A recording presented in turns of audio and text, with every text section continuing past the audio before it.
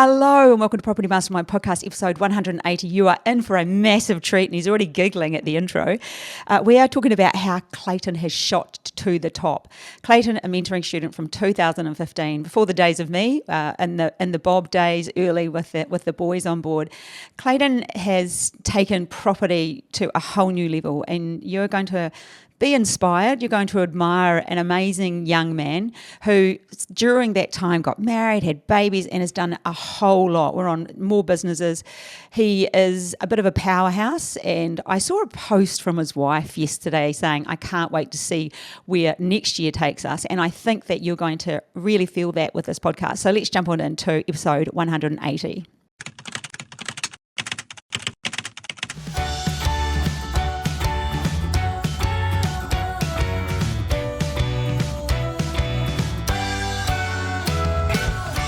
Hello, welcome to episode 180. We've got Clayton Tierney on board, and you're in for a treat. Clayton, welcome. Hey, Hilary. Hey, Bob. How you doing? Hey, Clayton. Great, thanks. Great to have you on. Yeah, we're excited to have you. Actually, you're a special person, and you're one of the people that has Bob's number. Not everyone has Bob's number, so that's a handy one to have. Soon I'll be saying, "Oh, I've got Clayton's number." Everyone get excited. Yeah. Well. I'll sell Bob's number for the right price too if anyone's watching today. Okay, nice. Be careful. Yes. You don't know, but back in the day, Clayton was martial arts. He was into Muay Thai, weren't you? And Muay Thai, back in the day, yeah. Yeah, I remember some old photos of you with the I haven't done it for ages though. My shins cringe at the look of a bag just kicking one these days. And yeah. Well, you don't have to anymore. That's right. Hey, just kick council instead. Oh yes, let's get on to that. Clayton, you will start off with property development. Yep. Where that's taken you. And just before the podcast, you mentioned you wish you'd gone a bit faster, but that doesn't matter. And Bob and I talked previous to this. Your timing has been impeccable because what's happened is your projected profits have blown out immensely, which is fabulous. So talk us through the current development you've got underway. Yeah, so I got a 20. Well, theoretically, it's 30 lot subdivision. However, we've just submitted for 29 lots, and in the future, I'll decide if I want to chop up that last block into two. But it was a block that it's 800. It was near a corner, and we just saw that there was going to be more issues that we may have faced to try and get it approved. So we just sat on the back burner with that. But yeah, 29 lots, and it's funny because when I first did the original feasibility with Bob, this was post mentor days too, because I had his phone number, just give him a call. We were working off 23 lots. So, there was a lot that we did with it, which now in reflection, as I talk about it, I didn't really think about too much before, but there was a lot that we did to increase the yield from 23 to 29, which it can be 30 should I want to proceed now that I have the DA in place. Yeah, and of course the market's moved in the meantime, so that's certainly added has quite a lot to your bottom line, which is fantastic. Yeah, it certainly has. It's funny, it's 3.5 years. July 2021 was when I first secured the site via option, and when I did the initial feasibility, it worked off every lock being 260,000. Now we're factoring in that a 400 square metre block should sell for 450,000 as of today. So next, we expect that this will be all titled and ready to go by 2026. The forecast with construction is around May, June. So if we're going to be realistic, it's probably going to be October 2026. And the way the market's moving, there could be, higher yields I should be able to secure through this development. So what was the initial FISO? If they're looking at 450 now, what did you have it at the start? 260,000 per block. And so that it was on 23 times 260. Now it's 29 times 450 plus. Yeah. And remember, it showed a profit at 250 too. It did. Still worked, yeah. Wouldn't have bought it. And, we spoke about that, years ago. I had that site that I gave up on, which I talk about that every day. I wish I hadn't have chickened out. But, I went over the top with construction costs too. So it's been good because the construction costs probably gone up, I don't know, at least 30, 40,000 per site these days. But because I went so over the top before, thinking, well, what happens worst case? I think I may only be out by about 10 grand per lot. So it's like massive difference. Maybe I'm going to be short 300K from the Feaso to construct, but I'm literally on average probably 200,000 plus per block. So it's been a good win. 29 or whatever it is. Yeah. That's only about 5.5 million roughly off the top of my head. Do you know what he just said? He That's goes, a good improvement. he said it's been a good win. I'm like, people listening would think, yeah, Clayton, that's a fairly good win. Yeah. So was property always in your veins? What made you decide to get into property development? Well, I guess we come back one step. Everyone goes, well, what made you get into property? And the lesson I learned early on is anytime I invested money into things I didn't understand, I lost. And I'm scarred, but from every problem there's always a solution. I look to when I was in the army, 2006. I deployed to Iraq. At the 3-month mark, because I already had a couple of properties, I was like, everyone talks about shares. Let me jump in on this shares bandwagon and see how I go with that. I invested all of my first 3 months worth of money that I accumulated while I was in Iraq. It was just shy of $30,000. And I put it in shares. I actually put it in a gold warrant. The guy that sold it to me didn't explain to me if I don't hit that exact dollar mark that I bought in at, that I lose everything. I thought I was just going to lose a portion. And unfortunately, the week after I put all my money into this gold warrant, gold dropped. I think it was a little bit over $90. So for the next 3 months that I had this warrant, I just watched it slowly creep back up to my buy price. And subsequently, I lost it all. And so that was the day I was like, this is the last time I invest in things that I didn't understand. And I just, when I got back from Iraq and realized that I pretty much worked for 3 months for free, I thought to myself, well, what do I know and what has always been beneficial for me?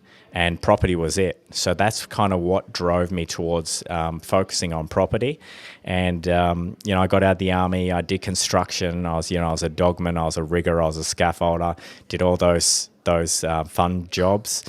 And then I was like, well, what do I want to do next with my life? And that was what led me into property, which, 12 months after I made the decision, I then stumbled on this concept about First Home Buyer Club and helping families into their first home. And, from there, it's just, that was 2015. And now we're, 2024. And I'm just about to tick over 12 months with my building company, 3 years with my development site, and probably about 18 months from when I actually cash out on the first development in full too. Wow. It's been a while. I was just thinking before, when you were in the mentoring program, it was like pre-wife, pre-children, just so much has happened, and you build up the first no responsibilities. And you build up the first homeowner club to be quite a force. And First home buyer. Yeah. First home buyer. It's first home buyer, not first home owner. First home. Yeah.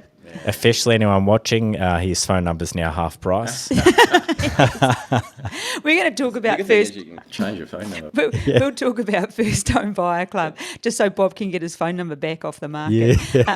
And we'll talk about Clayton's new business. But before we get to that, Clayton, so how did you find Property Mastermind? Where did you stumble across this whole I'm going to do a mentoring program thing?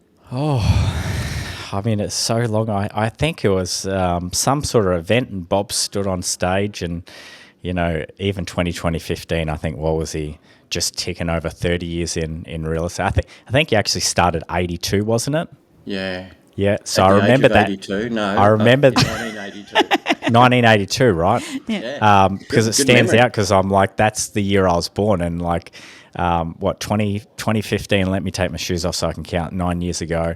I'm now 42. So I was looking back at that point, you're like 31 years. I was like, holy hell, he's been in property development as long as I've been alive. That's the guy I probably need to speak to.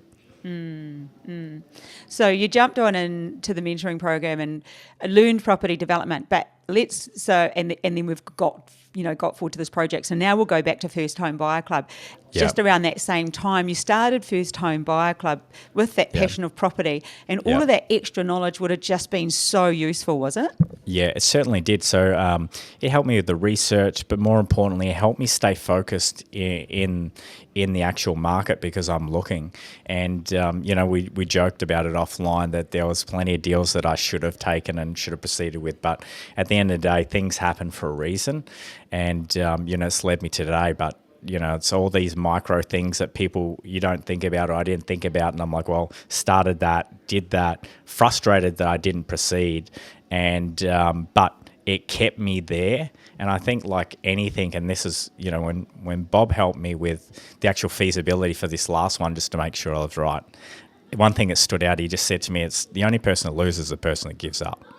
And, I'd still been in the industry for so long that opportunity fell in my lap, or, it was presented with it where it could have easily, I'd just thrown the towel in and not considered it. So. That's a good statement, Bob. You've never told me that one. The only person who loses is the person who. Yeah, I know. Yeah. That's the main thing. Yeah, that's so good. And so it helped you keep focused with First Home Buyer Club. Tell us about First Home Buyer Club, which is still underway, and then maybe you could tell us also now about Evolve Homes and how the two work together. Tell us what you're up to now when it comes to property, Clayton. Yeah, so obviously I'm doing the development, that's sitting in the side, and that's probably my true passion moving forward, that I want to find the developments. There's a couple of people I'm talking to at the moment to partner with them because, some people are like, hey, we got the land, we got the development, we don't want to do the next part, or we don't want to sell, or we don't want to, or we don't know what to do next, where I'm like, well, hey, I got the sales, I got the building company, how about we partner up and proceed? But, with the First Home Buyer Club, my true passion and what I started it was I look back to, the first two clients, and it's funny as it sounds, I actually sold the first two houses to first home buyers off Gumtree. It was a free ad. Hadn't even driven out the house, but I was talking to a builder, and he's like, dude, it's on the market, it's been sitting there for ages, it's brand new. And I had a first home buyer, the first one called me up, and they're like, look, we've always wanted to own our own home, but we thought it'd be really unaffordable. And even if we could afford the mortgage repayments, like, the big deposit requirements, would need like $100,000+. That was back in the days where, you could buy property. Like the first property that I helped the first home buyer in was a 1 acre block, 220 square metre home. I think they got it for like $380,000. So it's just like you look back to then to now, and I guess the thing is that we're undersupplied with property. We've got the Olympics going on. There's just more people moving here. We need more property. Yeah, so tell us about the transition into having your own building company now. So it's been fun, but it's definitely been a challenge in itself, because it's the other side.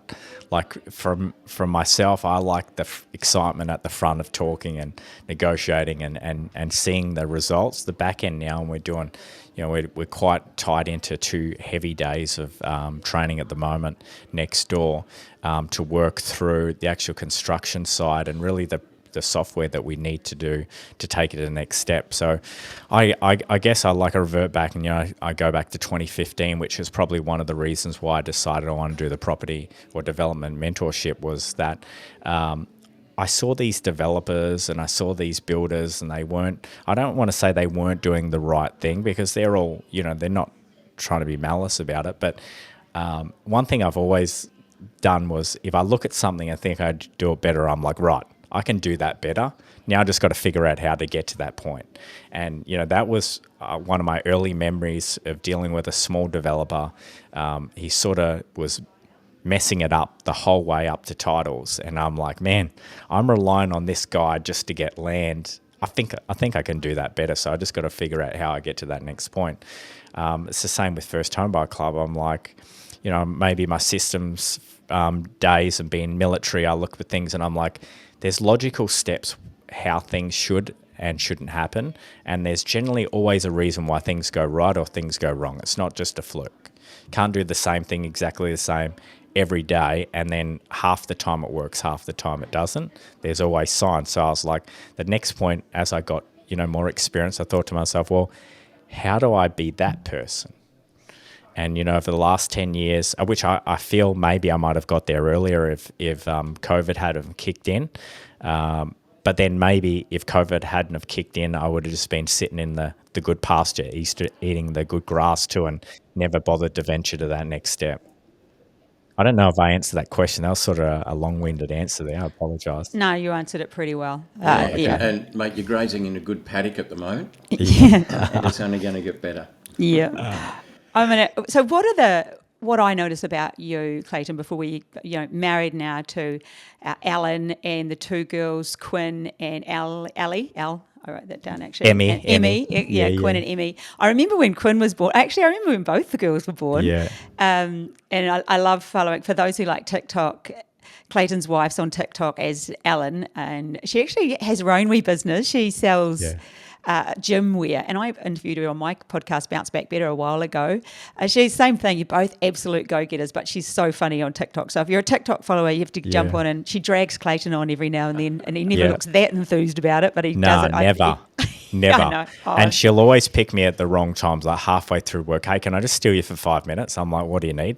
She goes, I just need you to shoot something on camera with me. Next minute, I'm getting like pita bread or something crazy. And then like one time she made me eat this spicy chili lolly thing. Honest to God, I felt so sick. I could feel my stomach burning. I actually had to stop work for the afternoon because I was just crawled into a little ball. And I'm like, why do I do these things for TikTok? I'm not even on it. But yeah, funny story. I don't even know. Because you're married, mate, that's for you. There's probably other things on TikTok that she's putting up that I don't even know. So. Oh yeah, she's putting plenty on there. I do follow her. She's very funny. But so now married, since you sort of started all of this journey. Now the two girls, successful business. But the reason I watch your journey, Clayton, is because I love the fact that you go and get mentoring wherever you go. So I know you work under JT Fox, and you've just got back from America last week. Just got back from America, yeah. So you invest in yourself to become better, be pushed further, to get uncomfortable, because you know that that's how you grow faster. Because there are right now hundreds of people listening to this podcast thinking, I want to be like Clayton. Yeah. But Clayton invests in himself. And that's it. When I saw you going to America last week, and then we just had mentoring students to sign up a couple of months ago because they were at an event and they said, they were talking to you and they said, well, we want to be like you. And you said, go talk to Bob. You know that that's what it takes. And I'm the same. Like, I will invest in myself at all times because it's the only way that you're guaranteed a faster journey. Yeah. Yeah. Well, so you're impressive. They say you either pay for it with time or money, and unfortunately, the time isn't the beneficial. You know what I mean? And you look at the development, right? So if someone goes, "I'll learn that over time," if you think about someone was starting 3 years ago, tried to do it by themselves, they're probably at a point now that I was at when I got that site, and then going, "I'm ready now to buy the development site." The guy next door to me, and that's Bob might have remembered earlier, that's a sour point for me because we'd partnered up to do the DA together. He has his side, I had mine, on the agreement that I was going to sell all his land so I could build the properties. Now, I wasn't going to charge him for it, and that's the part that really annoys me. For 3 years, I've dragged him along this entire time. I've made sure everything worked for both of us, and then as soon as we get the DA, he sells it to someone else. But the guy next door paid $3.2 million for it. Now, might remember that I didn't really talk about this, but a couple of years ago when I got my site, I settled on it December 2022, put the option on it July 2021. I paid $2 million. The guy next door only has 19 lots, and it's not just me saying it like a proud parent. My land is better than his. Like, it's not just I'm in a better spot because we're next door, but I got bigger average size blocks, better frontages, especially now with building homes. You got the NCC changes and a whole heap of other things you got to factor in. Mine is a lot better. Plus, I got 10 more lots. Theoretically, if I wanted to chop it up, I've got 11 more blocks. And as of 2 months ago, he paid $3.2 million. The guy on the other side paid $4 million around the time that I got mine. Yeah, so no problem with valuations on your development, mate. Definitely not, no. But which is always comes back. comes back to that point about timing. You know, like if I had have gone, I'll just keep reading books and try and Googling teach it myself, and, figure it out. I watched a YouTube channel, a property guru said something, like I could be still at the same point now talking about wanting to get my own design, own site. And, you know, I talked to a few of my friends about this, that my development site is really, it's going to make a generational change on my family beyond just a typical sale. And goosebumps. Yeah. Yeah, that's so what good. we love to hear. Yeah, isn't it? That's so good, Clayton. So investing in yourself is it's so worthwhile. And everything that you do, you use business coaches, you use property coaches. You just go down the road of time. You either pay for the time or pay for the money. I've actually never heard that said, and I'm probably going to steal that moving forward. Yeah. Well, I'd love to say it was my comment, but it's not. Like other people talk about it all the time. It's funny now that you've heard it. You'll Google it and you'll see it's like every day. You're like, oh man, why didn't I hear that earlier? Yeah, that's actually, I'm going to start using it as mine. So when you do that, it obviously helps with, having the support around challenges, because no matter what, everything we do brings forward challenges. So it does help you with the challenges. What have been any of the bigger ones in any of your moving forward journey, apart from... I was just going to be cheeky there and say, apart from having a wife who drags you on TikTok, who's your daily challenge, but what have been your bigger challenges that having that support's really helped you through? Yeah, I guess there's a couple of things for it. Most things in life, we'll do it comfortably when we're confident. And that's the best thing about, coaches and mentors is that, we often doubt ourselves, like with everything. Oh, I don't think I can do that. Probably wouldn't have worked. I wonder if it's going to make sense. When you've got someone that's already done it, it makes it easy because they're like, it can happen. Here's the reasons why. And really, you think about it at the end of the day, in whatever you do, and it's funny, it took me so long to figure out that learning how to do property development, I'm trying to figure out how do I learn all 748 steps, for example, when I'm trying to worry about the finish line before I've even started. And I'm like, so just break it down and go, okay, well, what do I need to focus on now? And then with having a mentor, it's like, well, they can guide you, but they can also give you the confidence that it can happen. You know what I mean? Because the hardest thing with anything is just trying to overcome yourself and go, can I even do that? Yeah, confidence. Often, you probably heard me say, property development is a confidence game. Yeah. And you need to be confident, but that, there needs to be a foundation to your confidence, not just brashness. That's right, And that's what you've built up. That's why you've shot to the top, Clayton, because you are prepared to continually invest in yourself, to improve yourself, to, do it. When I say the fast way, I mean the smart way. Yeah. Not trial and error. And so many people, I can save some money, I don't need to pay for that. And they learn by trial and error, but there's a big chunk of error in there, eh? Oh, yeah. There is. Yeah. It's funny, even with the guy next door, because we're working through the ops work at the moment. And one of the invoices was $5,000 to have every bill reviewed. And he's like, we can do that. And I'm like, nah, mate. I'm like, neither you or I truly have the time to work through this properly. And the biggest concern I have is we rush through this to save $5,000, and then all of a sudden there's a $50,000 invoice that we didn't factor in. I go, we're $45,000 out. I go, I would rather that those people do that because they've done it day in, day out, and go, okay, that's exactly what you should be quoting for or not. And I think there's things missing, so we can build it in and there be no surprises later on. Exactly, yeah. It's a form of insurance, really. What's the future vision, Clayton? Well, before you just said you've made a generational change to your family. And again, I get goosebumps just saying that. Oh, it's so good. So you've done that. But what is the future vision and what drives that future vision for you?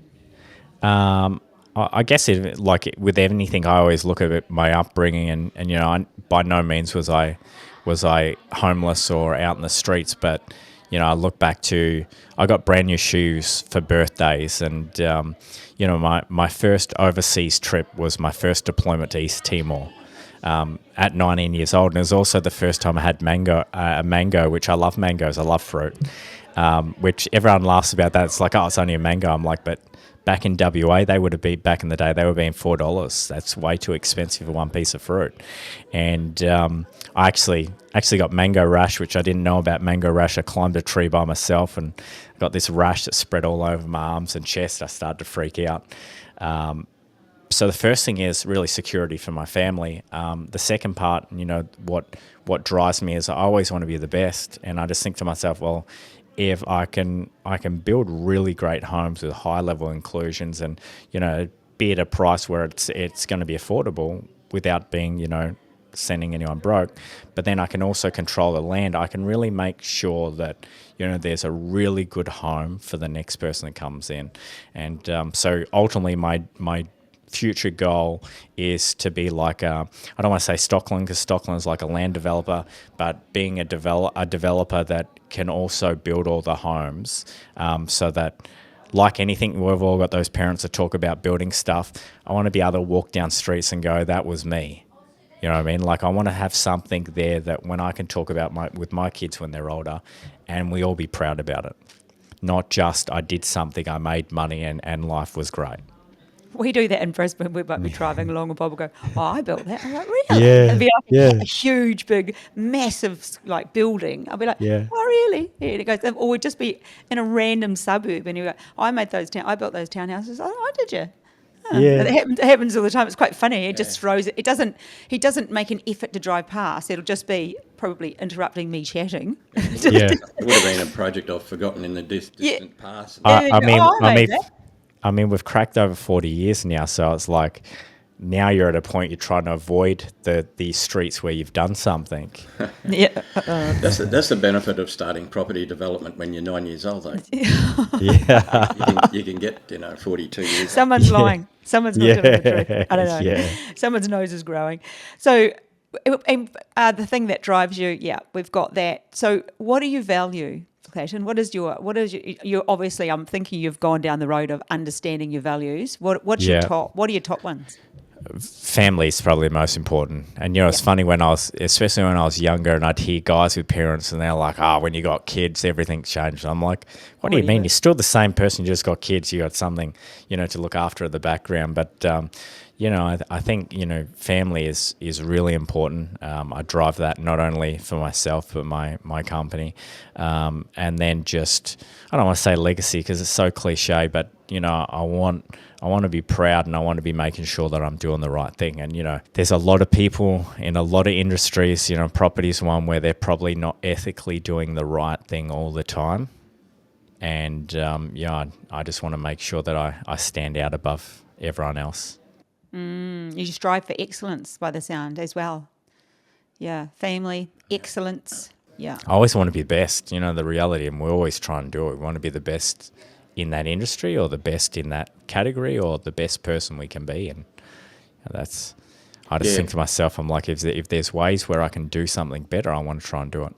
Always with that strong ethical undertone, which is one of the things we love about you, of course.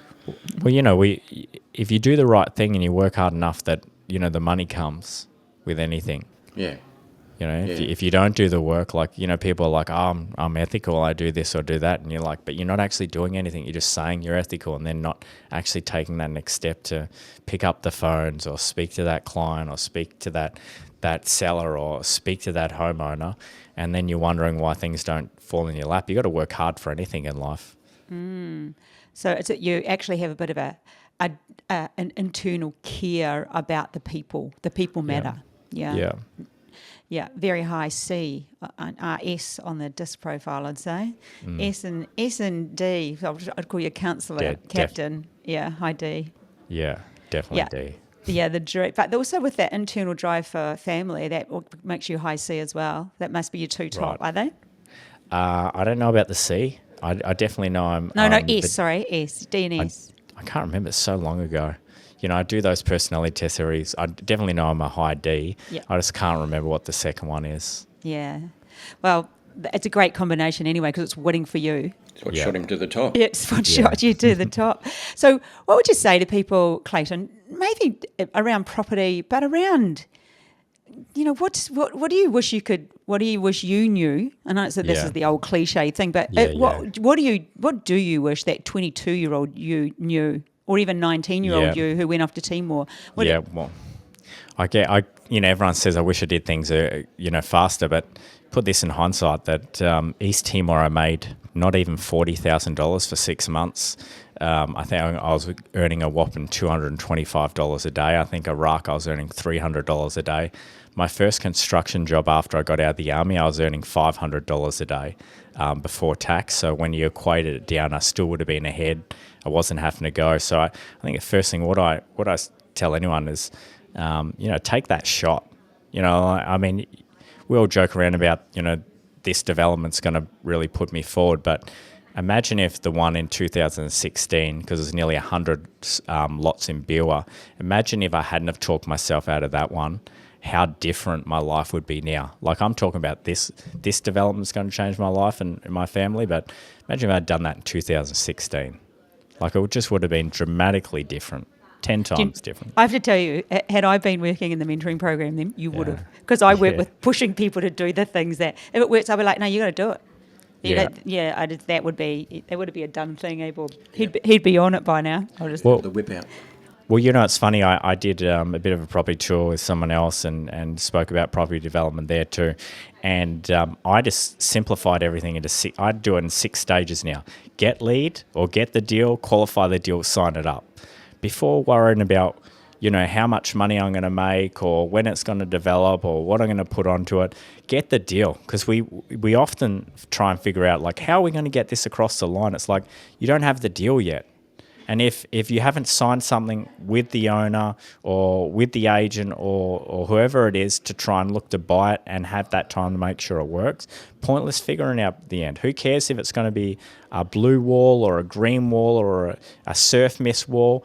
Get it first. Take that first step, and then, I'd never say to anyone just do unconditional and throw away $100K and just hope that it works, but get the deal first. Sign some sort of agreement, have a due diligence period, and then figure out if it works. Yeah, and then from there, work on the next stage. Yeah. And so what does Clayton do in his spare time? I know you're kind of up off to the gym in the morning, there. Yeah, your life's pretty structured. Yeah, you know what? Clayton doesn't do much in his spare time. So I wake up around 3:34, and this isn't one of those, gurus like you got to get up at 3:30. My brain, as soon as it starts working, I'm up. So I think I woke up this morning at 3:20. I tried to pretend like I was going to go back to sleep for a good 15 minutes.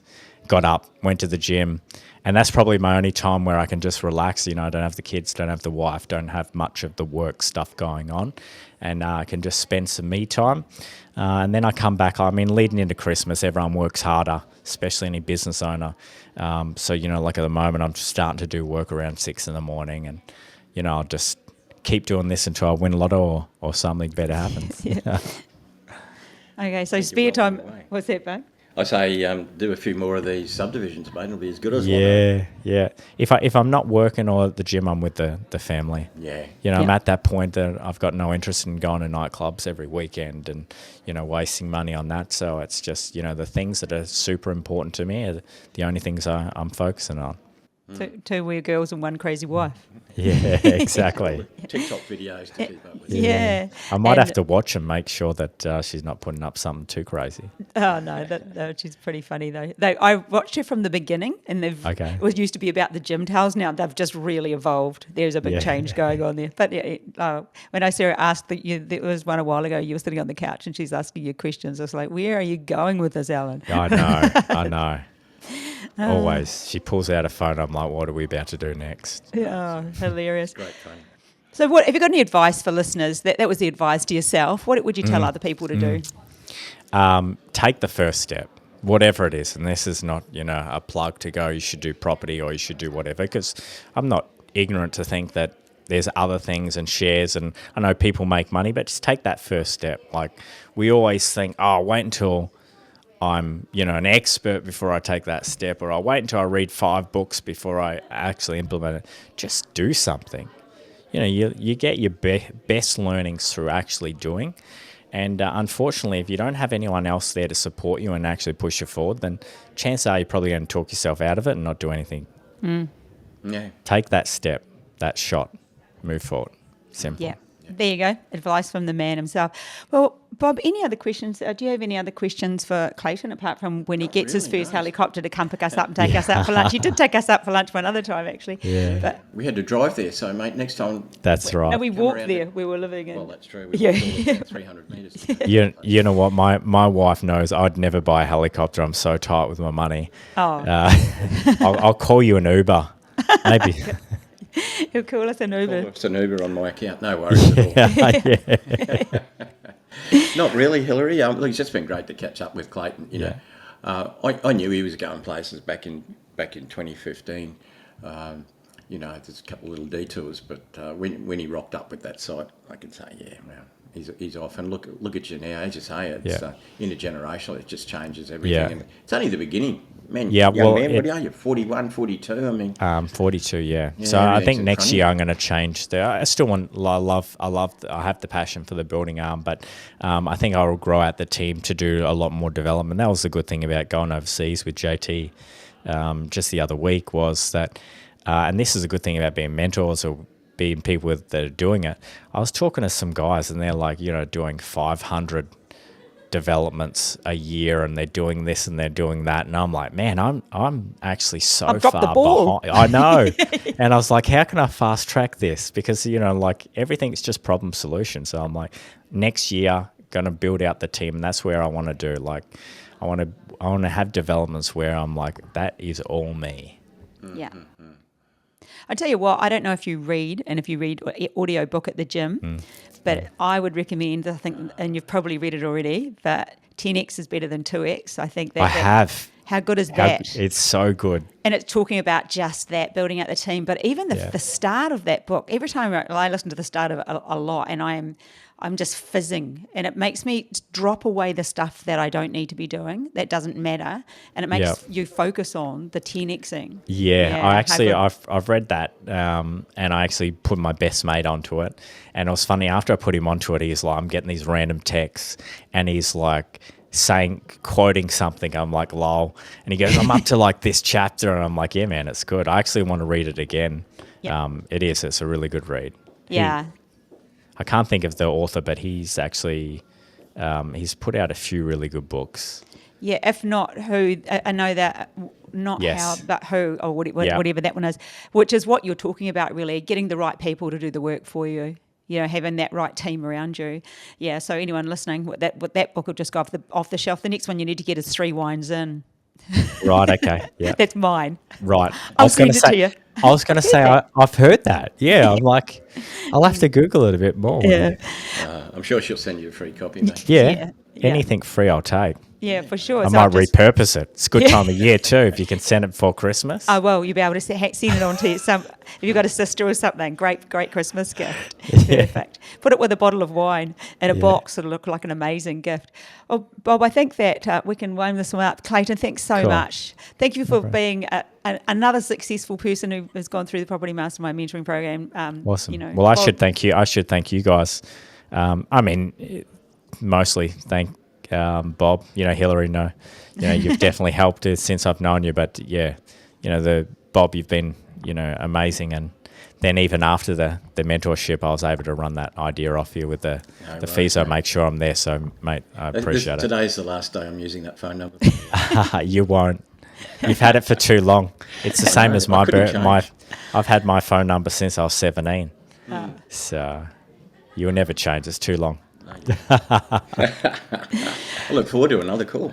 Yeah. Well, we'll put the links to Clayton's 2 businesses that he has underway at the moment in the bottom of the show notes. We'll also put a link to his wife's TikTok, and she'd love you to have a wee look at that. She'd really appreciate it. Make a comment on her TikTok. That would make Alan's day. Yeah. And thanks so much. We appreciate you, Clayton. Go forth and just keep being amazing. Keep conquering. No problems. All right, guys. Have a good day. See you later. Bye for now. Catch ya. Bye.